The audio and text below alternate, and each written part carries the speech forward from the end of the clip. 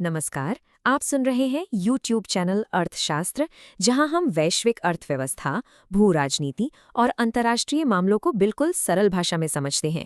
तो चलिए सीधे मुद्दे पर आते हैं। जरा सोचिए, क्या हो अगर कोई एक देश सिर्फ 3 शर्तें रखें और उन शर्तों में पूरी दुनिया की अर्थव्यवस्था को हिला देने का दम हो। आज हम कुछ ऐसी ही एक बेहद गंभीर, हालांकि काल्पनिक स्थिति पर बात करने वाले हैं, जहां ठीक ऐसा ही कुछ होता दिख रहा है।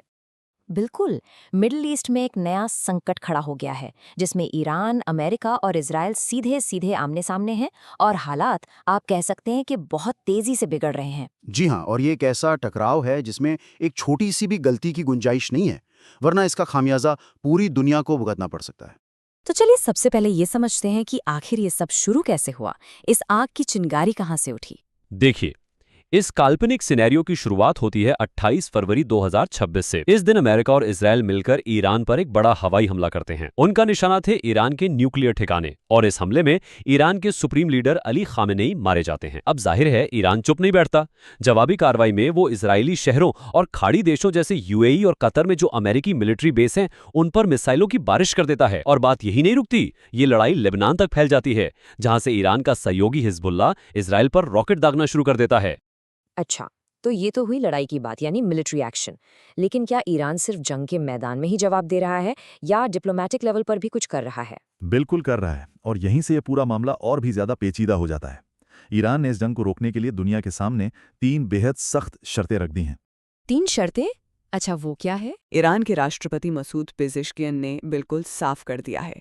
पहली शर्त है ईरान की संप्रभुता, मतलब उसकी आज़ादी और उसके अकाटे अधिकारों को पूरी दुनिया माने। दूसरी शर्त, इस जंग में जो भी नुकसान हुआ है उसकी भरपाई के लिए हर्जाना दिया जाए। और तीसरी, जो शायद सबसे अहम है, भविष्य में ईरान पर दोबारा ऐसा कोई हमला नहीं होगा, इसकी एक पक्की अंतर्राष्ट्रीय गारंटी दी जाए। ये तो बहुत बड़ी मांगे हैं। ऐसा लग रहा है जैसे ईरान बातचीत की कोई गुंजाइश ही नहीं छोड़ना चाहता। आप बिल्कुल सही समझ रहे हैं। राष्ट्रपति पेजेश्कियन का बयान ही देख लीजिए। उन्होंने साफ कहा, इस युद्ध को खत्म करने का एकमात्र तरीका ईरान के जायज अधिकारों को मानना, हर्जाना देना और भविष्य में किसी भी हमले के खिलाफ मजबूत अंतर्राष्ट्रीय गारंटी है। उनके तेवर से साफ है कि इन शर्तों पर कोई समझौता नहीं होगा। लेकिन सबसे बड़ा सवाल तो ये है कि ईरान में इस वक्त इतना आत्मविश्वास आ कहाँ से रहा है? वो किस बिना पर दुनिया के सामने इतनी बड़ी शर्तें रख पा रहा है? इसके पीछे की असली वजह क्या है? ये बहुत ही अच्छा सवाल है, और इसका जवाब ही इस पूरे संकट की चाबी है। इसकी कई वजह हैं, एक एक करके समझते हैं। पहली तो साफ है, ये अमेरिकी और इजरायली हमलों का सीधा बदला है।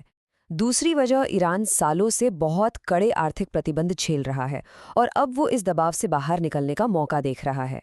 तीसरी वजह घरेलू है। अपने सुप्रीम लीडर की मौत के बाद ईरान की सरकार अपनी जनता को दिखाना चाहती है कि वो मजबूत है और किसी के सामने झुकेगी नहीं। और चौथी और सबसे अहम वजह, ईरान इस मौके का इस्तेमाल मिडल ईस्ट में पावर बैलेंस को अपने हक में करने के लिए कर रहा है। ठीक है, रीजनल पॉलिटिक्स तो समझ में आती है, पर एक रीजनल लड़ाई का पूरी दुनिया की इकोनॉमी पर इतना बड़ा असर कैसे पड़ सकता है? इसका ग्लोबल कनेक्शन क्या है? इसका कनेक्शन जुड़ा है एक बहुत ही पतले से समुद्री रास्ते से, जिसे दुनिया की धमनी या कहिए वर्ल्ड्स आर्टरी भी कहा जाता है, the straight of Hormuz. Straight of Hormuz? हाँ, नाम तो बहुत सुना है, पर ये इतना ज्यादा जरूरी क्यों है? आप अंदाजा लगाइए कि दुनिया का कितना तेल व्यापार इस एक छोटे से रास्ते से होकर गुजरता होगा। ये सिर्फ 34 किलोमीटर चौड़ा एक रास्ता है, लेकिन दुनिया का करीब करीब 20% समुद्री तेल व्यापार हर रोज इसी रास्ते से होता है। 20%? मतलब दुनिया में हर 5वां तेल का बैरल यहीं से निकल रहा है। ये तो बहुत बड़ा नंबर है। और रुकिए, इसमें एक और दिलचस्प बात है। इस 20% तेल में से भी लगभग 84% तेल एशिया के बड़े बाजारों में जाता है: चीन, भारत, जापान, दक्षिण कोरिया। तो आप खुद ही सोचिए कि ये रास्ता एशिया की एनर्जी सिक्योरिटी के लिए कितना ज्यादा जरूरी है। मतलब जिसका भी इस रास्ते पर कंट्रोल है, एक तरह से उसके हाथ में दुनिया की एनर्जी सप्लाई का स्विच है। बिल्कुल सही पकड़ा आपने। और यही ईरान का सबसे बड़ा रणनीतिक हथियार है। इस रास्ते पर कंट्रोल का मतलब है कि ईरान के पास हर रोज 2 करोड़ बैरल तेल के बहाव को रोकने की ताकत है, और यही ताकत उसे इतनी बड़ी शर्तें रखने का दम देती है। तो अगर इस चोक पॉइंट पर, इस रास्ते पर खतरा आता है, तो इसका ग्लोबल इकोनॉमी पर असल में असर क्या होगा? क्या हमारे पास कोई आंकड़े हैं? हाँ, बिल्कुल। और इसके असर को समझने के लिए अलायंस रिसर्च की एक रिपोर्ट हमें एक बहुत साफ तस्वीर दिखाती है। उनके बेसलाइन सिनारियो के हिसाब से अगर ये लड़ाई छोटी रहती है, मतलब 4 हफ्तों से कम चलती है, तो भी तेल की कीमतें $85 प्रति बैरल तक पहुंच सकती हैं। हालांकि इस हालत में ग्लोबल इकोनॉमी पर असर थोड़ा सीमित रहेगा। यानी 1 महीने से कम की लड़ाई में भी तेल महंगा होना तय है। और भारत पर इसका सीधा असर क्या पड़ेगा? हमारे लिए क्या दांव पर लगा है? देखिए, भारत के लिए ये स्थिति बहुत ही चिंता की बात है। पहली चीज़, हमारा जो टोटल इंपोर्ट बिल है उसका 1/3 हिस्सा सिर्फ एनर्जी का होता है। तो तेल महंगा हुआ तो हमारी एनर्जी सिक्योरिटी और इकोनॉमी दोनों पर सीधी चोट पड़ेगी।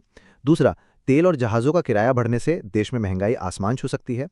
तीसरा, खाड़ी देशों में हमारे 90 लाख भारतीय काम करते हैं, उनकी सुरक्षा एक बहुत बड़ी चिंता बन जाएगी। और आखिर में डिप्लोमेटिक लेवल पर भारत को अमेरिका, इजराइल और खाड़ी देशों के साथ अपने रिश्तों में एक बहुत ही नाजुक संतुलन साधना होगा। ये बेसलाइन सिनेरियो ही काफी डरावना लग रहा है। क्या इससे भी बुरे हालात हो सकते हैं? हाँ, बिल्कुल हो सकते हैं, और हमें उन संभावनाओं के लिए भी तैयार रहना होगा। अलियांस की वही रिपोर्ट एक और सिनारियो बताती है। अगर ये लड़ाई लंबी खिंच गई तो तेल की कीमतें $100 प्रति बैरल के भी पार जा सकती हैं। और सबसे खराब हालत में, जिसे वो टेल रिस्क सिनारियो कहते हैं, अगर ईरान ने खाड़ी देशों के तेल के कुओं या पाइपलाइनों पर हमला कर दिया तो कीमतें $130 से भी ऊपर जा सकती हैं। ये एक भयानक वैश्विक आर्थिक संकट की शुरुआत होगी। $130? ये तो 2008 वाले संकट की याद दिलाता है। तो कुल मिलाकर आगे क्या हो सकता है? क्या संभावनाएं दिख रही हैं? मोटे तौर पर 4 रास्ते दिखते हैं। पहला, ये लड़ाई एक बड़े क्षेत्रीय युद्ध में बदल जाए जिसमें और भी देश खिंचते चले आएं। दूसरा, जो कि अच्छी खबर होगी, कि डिप्लोमेसी काम कर जाए और कोई समझौता हो जाए। तीसरा, ये एक लंबी चलने वाली प्रॉक्सी वॉर बन जाए जहां ईरान और अमेरिका सीधे न लड़कर अपने सहयोगी गुटों से लड़वाते रहें। और चौथा, जो सबसे खतरनाक है, एक ग्लोबल ऑयल शॉक जो पूरी दुनिया को मंदी में धकेल दे। तो आखिर में ये बात साफ है कि मिडिल ईस्ट की ये स्थिति सिर्फ एक क्षेत्रीय संघर्ष भर नहीं है, बल्कि ये तय कर सकती है कि आने वाले समय में दुनिया की ऊर्जा, अर्थव्यवस्था और शक्ति संतुलन का भविष्य कैसा होगा।